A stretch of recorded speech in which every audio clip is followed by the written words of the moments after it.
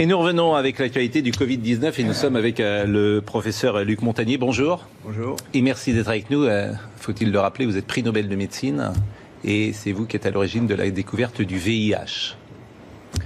C'est une longue histoire, mais intéressante aussi pour l'actualité, parce que on a une expérience de choses qui se sont passées, qui ont été très difficiles à contrôler là-bas à ce moment-là. Et ce qui a permis de trouver la vérité, c'est comme aujourd'hui. Alors ce qui m'intéresse ce matin, c'est que vous travaillez en ce moment sur le virus. Nous sommes d'accord. Je travaille, mais pas forcément au labo, puisque on travaille sur ordinateur avec un collègue, et puis c'est tout. On n'a pas d'expérience, on peut dire, mais l'expérience vient de la maladie elle-même, de toutes les mesures qui sont faites actuellement dans les laboratoires sur les patients. Et vous êtes arrivé à certaines conclusions. Alors, nous sommes arrivés à la conclusion qu'effectivement, il y avait eu une manipulation au sujet de ce virus. C'est-à-dire ? Eh bien, qu'une partie, je ne dis pas le total, n'est-ce pas, mais il y a un modèle qui est évidemment le virus classique. Et là, c'était un modèle surtout venant de la chauve-souris. Mais à ce modèle, on a par-dessus ajouté des séquences, notamment du VIH, le virus du sida.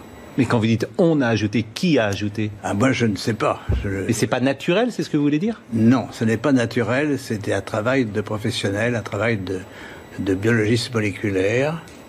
C'est un travail très minutieux. On peut dire d'horloger, on peut dire au niveau des séquences. Mais dans quel but ? Dans quel but, ça, ce n'est pas clair. Moi, je l'expose, si vous voulez. Mon travail, c'est d'exposer les faits, c'est tout. Je n'accuse personne, je ne sais pas qui a fait ça et pourquoi. La possibilité, c'est peut-être que ils ont voulu faire, on ne sait pas, on a voulu faire un vaccin contre le sida.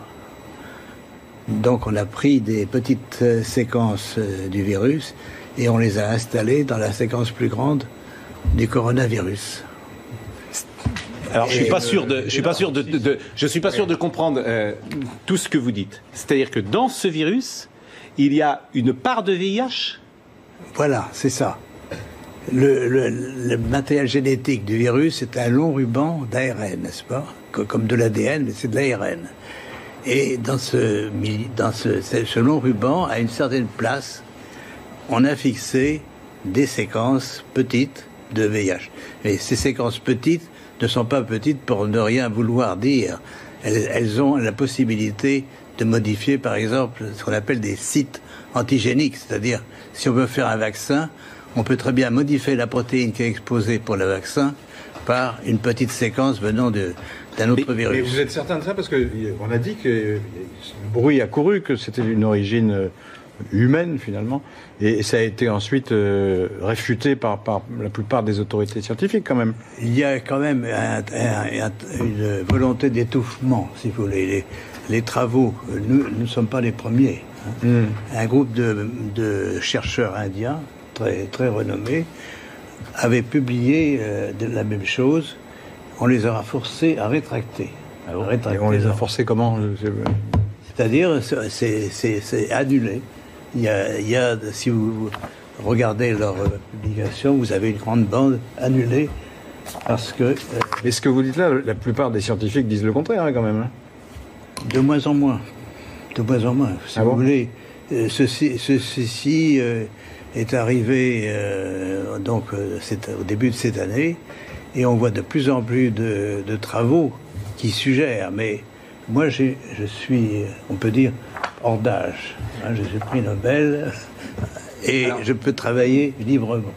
J'ai donc aucune pression sur moi qui peut agir. Ce que vous dites, je fais le lien avec ce qu'a dit le président Emmanuel Macron, qui évidemment a un devoir de réserve infiniment plus important que vous, par définition.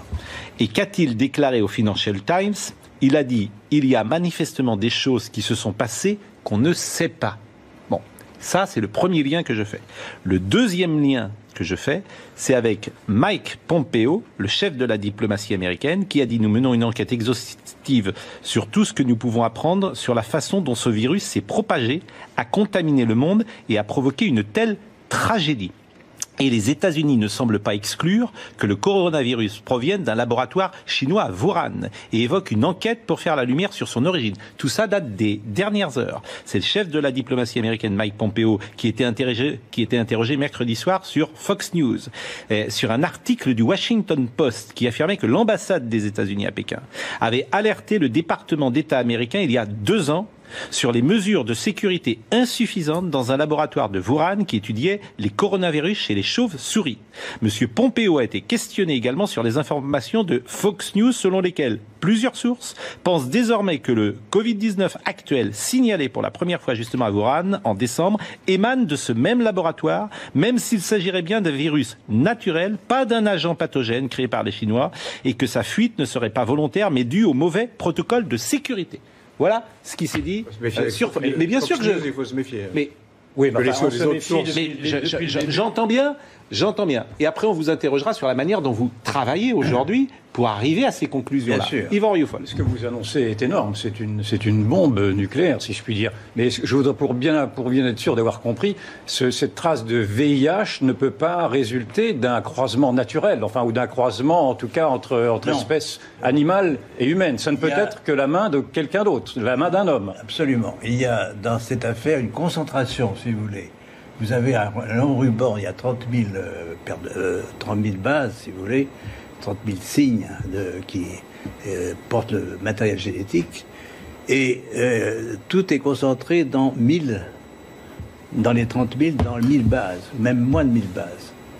Donc, qui a attaché des petits morceaux, il y a une partie de ce génome, donc, qui est faite en fait du VIH. Mais est-ce que par exemple, il y a une majorité de séquences du VIH. Est-ce qu'on le voit? Oui. Ça se voit comment? Par la séquence. On a un matériel très simple. C'est un système informatique qui permet de repérer une séquence que vous cherchez. Non, mais si je dis, par exemple, pour que les choses soient claires, si je dis du VIH dans le Covid, est-ce que c'est exact ce que je dis là? C'est exact, mais ça ne veut pas dire qu'il y a assez de VIH pour faire une grande protéine de VIH. Il y a assez de matériel pour modifier ce qu'on appelle un site antigénique, c'est-à-dire modifier un peu la protéine du coronavirus pour la faire reconnaître par le système immunitaire comme VIH. Mais les conséquences sur le VIH, qui est une maladie extrêmement grave et avec les conséquences que l'on sait, les conséquences pour ceux... Et alors là, moi, je fais très attention forcément à ce que je dis, parce que je pense à ceux qui ont eu le Covid-19. Vous pouvez évaluer aujourd'hui les conséquences. Il serait intéressant de regarder, de voir s'il y a des anticorps produits chez ces patients contre le VIH, contre une protéine du VIH. Ça serait intéressant à faire. Et est-ce que, à votre connaissance, est-ce que vous savez si le professeur Raoult, qui est donc un des spécialistes mondiaux de cette affaire-là, a eu également ce traçage en vue, a diagnostiqué, si je puis dire, cette trace de VIH, et est-ce qu'il y a des médicaments qui peuvent y remédier? Non, mais il y a eu des médicaments antiviraux, antirétroviraux contre le VIH qui ont eu un certain effet, mais enfin pas aussi bien que l'hydroxychloroquine. Donc ça a été abandonné maintenant. Et permettez une autre question. Tous les soupçons se tournent en effet vers la Chine, et le président de la République a repris cette thèse disant en tout cas que la Chine avait menti sur la gravité de l'épidémie, en tout cas au début, dès le mois de janvier. Mais est-ce que vous ciblez également la Chine et un laboratoire chinois dans le fait que cette sorte de terrorisme se serait produit? Parce que en fait là, on est dans un autre monde, on est dans le monde du terrorisme bactériologique. Pas terroriste, parce que ce serait pour créer un vaccin. C'est accidentel, c'est pas du terrorisme. Oui, voilà. Là, non, attendez, est-ce que ce serait accidentel? Non, j'ai compris que c'était volontaire et non pas accidentel. Oui, mais vous avez créé un vaccin. Non, mais vous avez dit vous-même que c'était une volonté que d'avoir à associer deux. Oui, mais pas à des fins pas pour tuer les gens, si on peut dire. D'accord. Ça serait j'ai bien compris, c'était pour créer un vaccin. Probablement, c'est pour faire contre le VIH. Pour faire, si vous voulez, seuls les gens qui ont fait ça pourront dire un jour la vérité, totalement. Mais alors, pardonnez-moi, je comprends pas. Pardonnez-moi, mais ça a été attesté par d'autres médecins, chercheurs, scientifiques, laboratoires, etc. Il y a plusieurs groupes qui ont fait la même chose, mais l'ont fait disons, un peu en catimini, enfin, sans trop faire de bruit. Mais il y a plusieurs groupes, oui, ça circule, si vous voulez. Pardonnez-moi, parce que je pose toujours des questions. On fabrique ça en laboratoire. On veut fabriquer un vaccin contre le VIH. Bon, comment après ce vaccin il sort ? Quoi, ce virus il sort ? Comment il sort du laboratoire ? Il est produit par le laboratoire. À ce moment-là, c'est ce qu'on appelle un recombinant. Ce virus est produit par le laboratoire chinois qui l'a trouvé, ou bien d'autres laboratoires. Oui, mais ils prennent des gens pour le tester. Comment il sort ? Bien sûr, alors si on parle là c'est un autre sujet, c'est un vaccin contre le coronavirus. Non mais je veux savoir comment il sort du laboratoire. Comment de la fabrication d'un vaccin contre le VIH, on arrive à une pandémie mondiale. C'est ce lien-là que je ne saisis pas. Parce qu'ils ont fait une construction donc qui est un virus corona, un ARN de virus corona, et dans une petite partie de ce ruban, vous avez les séquences VIH, de telle façon qu'elles soient exposées, bien sûr, au système immunitaire. Donc la prédiction, c'est qu'effectivement, il y a des anticorps contre le VIH chez des patients infectés par le coronavirus. Ceci, on ne peut pas le démontrer. Oui, mais vous ne me dites pas comment il sort. C'est parce qu'on prend des patients et on va tenter de tester ce vaccin qu'on est en train d'élaborer et qu'après, il se diffuse comme ça. C'est ça que je ne saisis pas. Là, ça va prendre beaucoup de... On parle d'un vaccin en général à partir d'un coronavirus. Ça va prendre beaucoup de temps, effectivement. Il faut montrer d'abord des expériences chez les animaux, chez les souris. Oui, mais j'ai l'impression que et ensuite, j'ai l'impression que je me fais mal comprendre, en fait.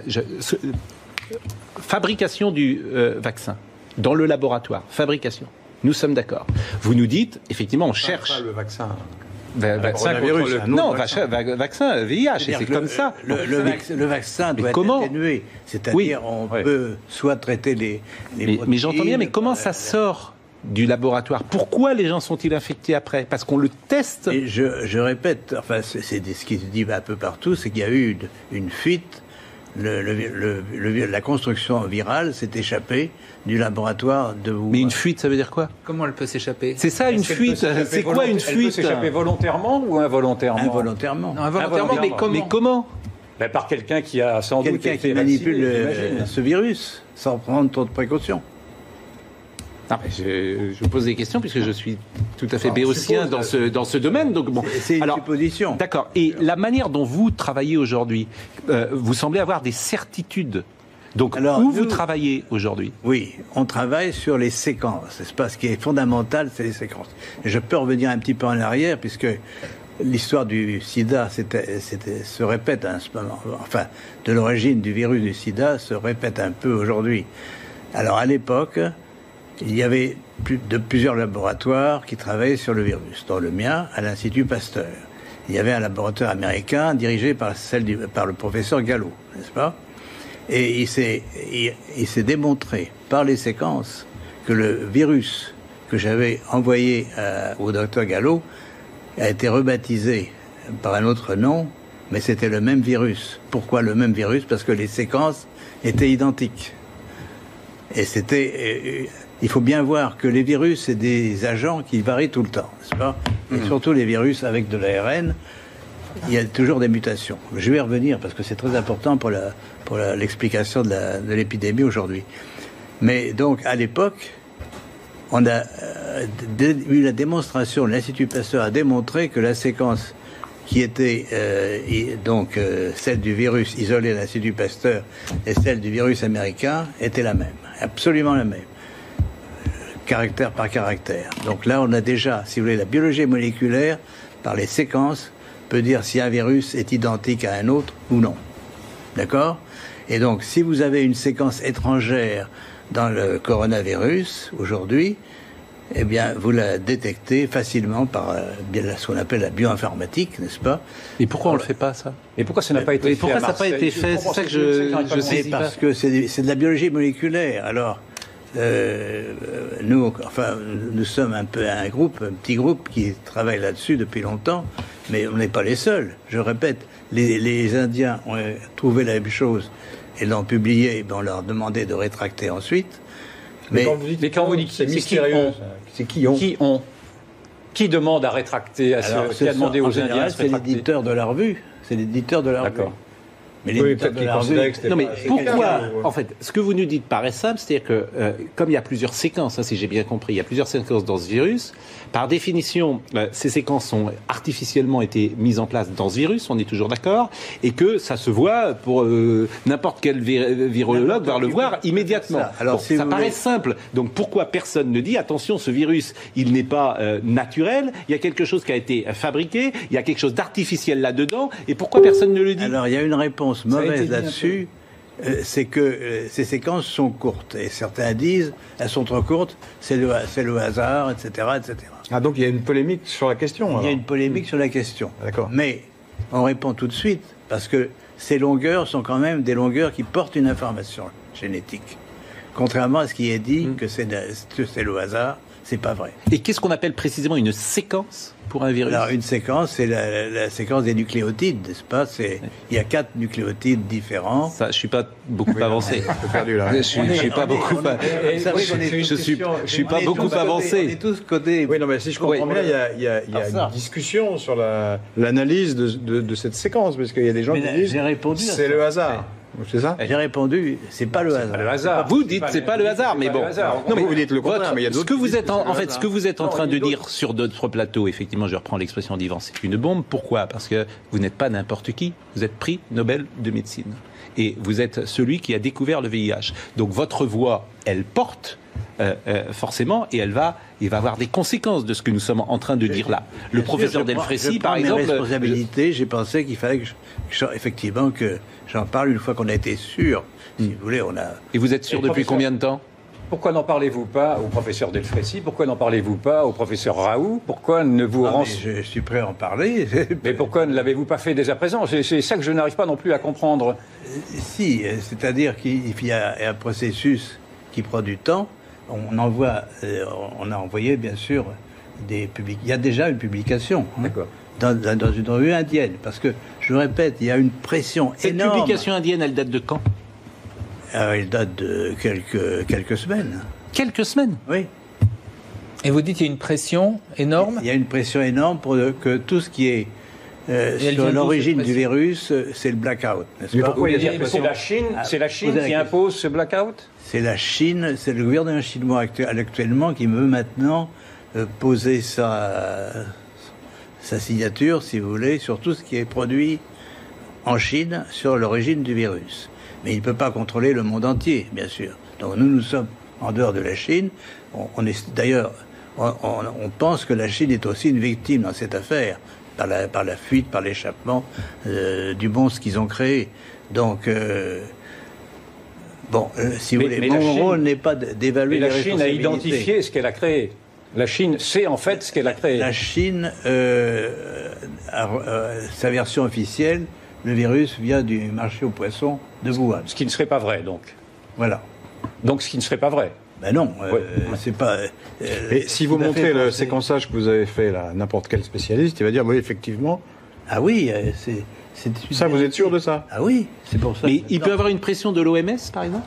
Il peut y avoir une pression de tous les organismes mondiaux ou nationaux qui ont un intérêt à cacher la vérité. Quel intérêt dans ils cette auraient à affaire. cacher les choses?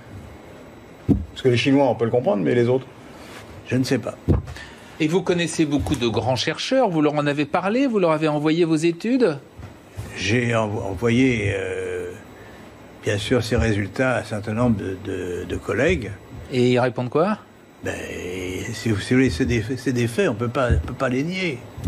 Et sur Bon, la démarche je vous propose de marquer une pause. Et, sur la démarche Ouais. scientifique elle-même, est-ce que vous trouvez rationnel d'avoir voulu associer à un moment donné, pour un chercheur, le Covid et la Chine Le VIH, non, je trouve ça Le assez VIH. bizarre. Bizarre, C'est d'accord. assez bizarre. Parce que le VIH, c'est très dangereux. Ça n'a aussi. donc rien à voir, a priori, ça ne pouvait pas se... Bon. Ça ne pouvait pas donner Mais quelque chose... les faits sont là. Les faits sont là, d'accord. on va D'accord. poursuivre Là. et vous nous direz, parce que vous nous direz également si ce virus mute et évolue et s'il s'affaiblit. Et je pense que c'est Exactement. également ce que vous avez remarqué, puisque le virus aujourd'hui, il se déplace d'ouest en est. d'est en ouest, pardon, d'est en ouest, et il est aux États-Unis. Et vous avez remarqué qu'aux États-Unis, il est beaucoup plus faible et il a perdu d'une certaine manière sa virulence. C'est certains patients. Bon, à tout de suite. C'est dingue. Montagny est avec nous ce matin. Vous avez déclenché évidemment quelque chose sur les réseaux sociaux d'absolument incroyable. Vous nous dites ce matin deux choses, que le Covid-19 a été artificiellement fabriqué dans un laboratoire de Wuhan à partir du virus d'origine. Et il n'a pas dit ça. Hein. Il a supposé que c'était à Wuhan. Bah, il n'y était pas à Wuhan. Oui. Non. Mais il a regardé le. Voilà, c'est ce que, en tout cas, a été dans un laboratoire à Wuhan qui est capable de le faire. Voilà. Donc c'est ce que vous nous dites. Et vous nous dites qu'il y aurait dans ce virus une part de VIH. Vous avez déclenché évidemment une tonne de réactions. Parmi celles-là, d'ailleurs très simples, les gens se posent des questions très simples. Est-ce que le fait d'avoir des segments du VIH dans le Covid-19 on pourrait le transmettre sexuellement? Je ne crois pas. Je pense que ce virus est quand même essentiellement un coronavirus, n'est-ce pas? Donc il se transmet par la voie respiratoire. Donc ça reste un virus respiratoire, même s'il a été fabriqué tel que vous l'avez dit. Oui, parce que je répète, les séquences de VIH sont très petites, minoritaires, par l'ensemble des gènes, dans l'ensemble des gènes du coronavirus. Et elles n'ont pas les mêmes conséquences que le VIH lui-même. Ça, a priori, c'est ce que vous disiez aussi. Oui. Bon. Mais peut-être avec une réserve, c'est que si on travaille sur la protéine de surface d'un virus, on peut modifier son tropisme, c'est-à-dire il va attaquer d'autres types de cellules qu'au départ. Alors l'omerta, est-ce qu'elle s'expliquerait l'omerta Oui, je vous en prie. Il faudrait peut-être, avant d'élaborer sur cette information, connaître la réaction des milieux scientifiques les plus officiels. Quoi, ils vont venir, ça va venir, j'imagine. C'est la première question que je me poserais, moi. Mais par définition, à l'heure à laquelle nous parlons, ces milieux sont en train peut-être de découvrir ce que vous dites. Nous avons les... Parce que s'ils l'ont caché, c'est intéressant. Nous avons les faits, et je répète, il y a une publication indienne au départ, et qui a été supprimée par la pression de l'éditeur. Alors, je vais vous poser une question. D'abord, pardonnez-moi de vous poser des questions parfois qui peuvent être jugées un peu brutales, bien évidemment. Mais vous savez, tout ça, on s'était posé aussi d'abord. Bon, et il y a aussi une part de question de béotien, mais quand vous dites qu'il y a une sorte d'omerta, est-ce que l'omerta des pays, finalement, c'est parce que tout le monde fait la même chose? C'est-à-dire que tout le monde ferait dans son coin, parfois, sans le dire, des fabrications de vaccins de cette manière-là, où on prendrait un virus et puis on injecterait une autre séquence de virus, et que finalement, tous les laboratoires du monde font la même chose, et c'est pour ça les gens ne disent rien aujourd'hui. Est-ce que c'est possible, ça? Je ne sais pas si tous les laboratoires font ça, mais enfin, tout est possible. En biologie moléculaire, actuellement, on peut faire toute construction nouvelle de virus que l'on veut. Non, mais a priori, ce genre de pratique est parfaitement interdite. On peut pas. À l'Institut Pasteur, par exemple, on peut pas faire ce qu'on veut. Absolument, absolument. Il y a des règles très précises. Mais est-ce que tout le monde suit ces règles dans le monde entier? C'est peu probable. Est-ce que vous me permettez? Je vous en prie. Je vous en prie. L'observation, simplement, c'est que, à l'évidence, et en France et ailleurs, nous n'avons pas voulu rechercher les causes de ce qui nous arrive. C'est-à-dire que quand Donald Trump, par exemple, a dit que ce virus était chinois, il a été accablé en disant qu'il ne pouvait pas dire que ce virus était chinois parce qu'on n'en savait rien. Quand il y a eu ces rumeurs de dire que ce virus aurait pu sortir d'un laboratoire, parce que ces rumeurs-là, elles courent depuis maintenant 2 mois, tout le monde a crié aux fake news, et maintenant on n'ose même pas évaluer l'hypothèse de ce que pourrait être une guerre bactériologique. Vous m'avez dit que ce n'était pas envisageable. Je veux bien vous entendre, mais malgré tout, avec ces deux dénis respectifs de dire que ce n'était pas la Chine, puis que ce n'était pas un laboratoire, et maintenant d'entendre dire que ce ne serait en tout cas pas une guerre bactériologique, on peut aussi, enfin moi je peux douter, je vous entends bien en disant que ce n'était pas le but recherché, que c'était un vaccin au bout du compte, mais est-ce que l'on ne peut pas quand même réserver cette hypothèse également d'une guerre bactériologique qui aurait pu, qui existe dans les scénarios, et qui aurait pu être établie également à Wuhan ou ailleurs? Enfin, mais je lis là par exemple qu'un laboratoire américain dit on a analysé les choses, ça a une origine naturelle. Donc il ne dit pas la même chose que vous. C'est un laboratoire qui a l'air assez sérieux. Sur les mots, parce que vous mettez un objet naturel dans un autre objet naturel. Ouais. Le VIH, c'est un objet naturel aussi. Ouais. Oui, enfin, jusqu'à présent, un certain nombre d'autorités reconnues ont dit que c'était d'origine naturelle. Je veux dire, le monde va devenir... Je veux dire, moi, là, je partage pas tout à fait l'analyse d'Yvan, mais je reprends des éléments. Le complotisme existe, on le voit bien. Souvent, moi, je me bats, entre guillemets, contre le complotisme en disant « laissons cela de côté ». Mais si ce que vous dites est juste, le monde va devenir complètement parano et va ne plus croire évidemment en rien. Parce que si cette réalité, vous nous dites que c'est connu, qu'on met un mouchoir dessus, qu'une étude a existé. J'entends effectivement, je faisais le lien tout à l'heure, je l'ai dit, avec ce que dit Emmanuel Macron, qu'on peut, à la lumière de ce que vous dites, interpréter. Je rappelle cette phrase, manifestement, des choses se sont passées, on ne le sait pas. C'est une formule très douce, mais ce que dit les États-Unis, quand on vous écoute, on se dit, tiens, les États-Unis, ils sont au courant de ce que dit M. Montagnier. Bon, oui. Non seulement les États-Unis sont au courant, mais ils ont financé une partie des recherches faites dans le laboratoire de Wuhan. C'est publié maintenant. C'est dingue. Ça également. Donc c'est une affaire pas seulement chinoise, de toute façon. Oui.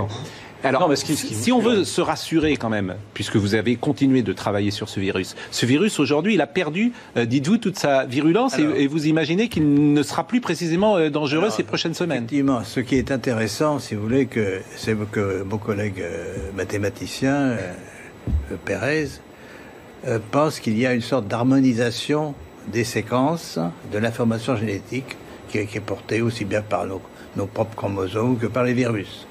Donc, la nature n'accepte pas n'importe quoi. C'est-à-dire, on peut faire n'importe quoi à la nature, mais si vous faites une construction artificielle, elle a peu de chances de survivre. C'est-à-dire que la nature aime les choses harmonieuses, et ce qui n'est étranger, par exemple, un autre virus venant d'un autre virus, n'est pas bien toléré. Donc, ce qui se passe au fur et à mesure qu'il y a l'épidémie qui se développe, notamment aux États-Unis, où c'est le plus grand nombre de cas, il y a une évolution par des mutations, n'est-ce pas ?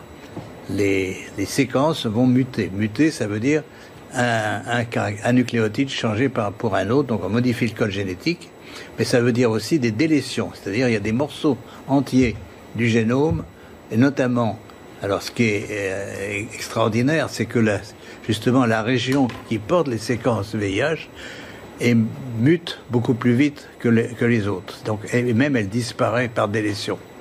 Donc on a des patients dont on a isolé le virus et fait la séquence du virus dans la partie ouest des États-Unis, à Seattle, et cette séquence est presque démolie et ne marche plus. Donc le VIH est parti. On peut penser, si le pouvoir pathogène nouveau, si vous voulez, du corona est lié à l'introduction de ces séquences, que ça va disparaître. C'est une lueur d'espoir. Moi, je voulais juste réagir. Et à échéance de quoi il n'y a pas eu de déni. La preuve, c'est que pour l'instant, les rumeurs qui avaient et qui étaient malheureusement, qui rencontraient la crédibilité, enfin, beaucoup de gens y croyaient, de quelque chose qui aurait été fabriqué, jusque-là, il n'y avait pas de preuve. Là, ce qu'apporte ce que dit Luc Montagnier, c'est intéressant. Moi, je suis incapable de dire si c'est effectivement la bonne hypothèse. Mais en tout cas, il y a une hypothèse. Mais avant, on n'était pas dans le déni, puisqu'il n'y avait pas de choses précises. On était dans le déni de dire que ça venait de la Chine. On était dans le déni de dire que c'était un virus parce chinois. Que Rappelez-vous des polémiques. Chacun sait que l'épidémie est née en Chine. De là, le traité, après parler de virus chinois, c'est autre chose. Bah oui, le virus chinois, on parle comme ça. Mais que ça vienne de la Chine, personne n'a jamais contesté que ça venait de la Chine. La maladie est née en Chine. Il y a eu un manque de curiosité. Qu'est-ce que, Monsieur Montagnier, Monsieur Montagnier, la parole de elle nous intéresse. Qu'est-ce qu'il faut faire aujourd'hui ? Qu'est-ce qu'il faut faire ? Eh bien, justement, faire l'analyse des séquences. Et vous les avez faites, vous dites ? Mais oui, mais ça change tout le temps, puisque tous les jours, il y a de nouveaux patients infectés.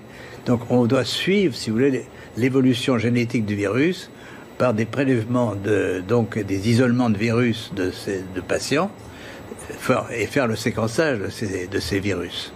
Et si ma prédiction est exacte, on va trouver de plus en plus de virus mutants, inactivés, et bien sûr, ça doit être lié, si mon hypothèse est exacte, à la perte des pouvoirs pathogènes de ce virus. Donc, les conséquences graves de l'infection vont disparaître. Donc vous parlez là d'hypothèse d'ailleurs, comme tous les scientifiques. Tout ce que vous nous dites ce matin, c'est forcément une hypothèse. Mais c'est quand même basé sur une mesure d'évolution. On a des mesures du mois de mars, du mois de janvier. Donc c'est des évolutions rapides. L'analyse que vous avez faite sur le virus lui-même, c'est un travail très long à faire, très difficile?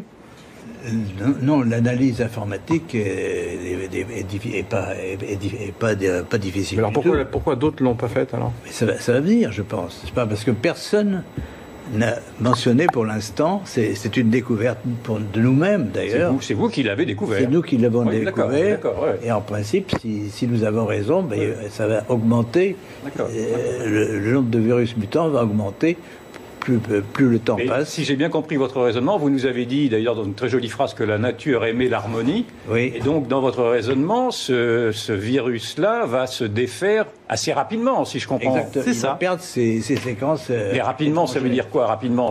Pour vous, rapidement, c'est quoi? C'est en mois? C'est en années? Au fur des mesures des transmissions. Hein. C'est pour ça que l'épidémie nous apprend. Évidemment, il est regrettable qu'il y ait cette épidémie. Donc il faut par tous les moyens, vous posez la question, par tous les moyens connus, il faut empêcher qu'elle se progresse. Mais aux États-Unis, là, c'était une véritable explosion. Il y a maintenant 500 000 personnes qui sont infectées aux États-Unis. Est-ce que la contagiosité de ce virus est précisément liée à sa fabrication artificielle, selon vous? C'est possible, oui. C'est possible. Parce que la transmission est liée, si vous voulez, à l'association entre une protéine du virus et un récepteur sur les cellules. Et donc, plus le virus trouve des récepteurs sur ces cellules, plus il va pouvoir se coller et pénétrer, et donc transmettre l'information. Et quels sont les moyens pour lutter, selon vous, contre cette contagiosité? Le confinement est la bonne solution? Si vous voulez, moi j'ai une solution un peu d'avant-garde, parce que je travaille là-dessus pour d'autres raisons. C'est que les ondes peuvent modifier les fréquences, certaines fréquences d'ondes peuvent modifier la présence de ces séquences.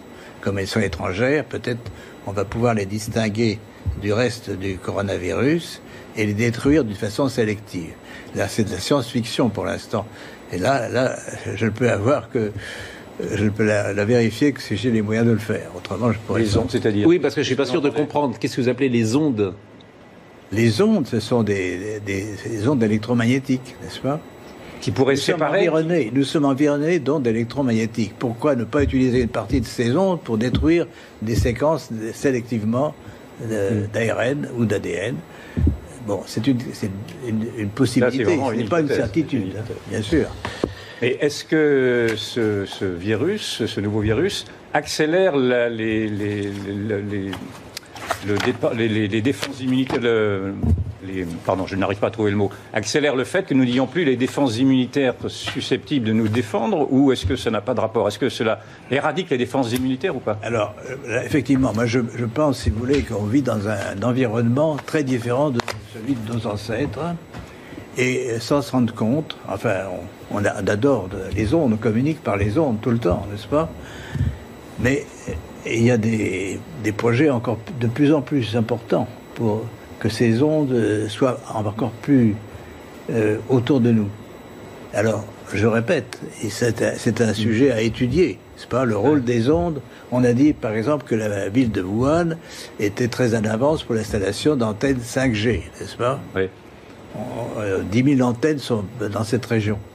Et donc, elles ont pu contribuer au pouvoir pathogène du virus. Ah d'accord. Mais merci. Malheureusement, alors c'est vraiment, on est déjà en retard.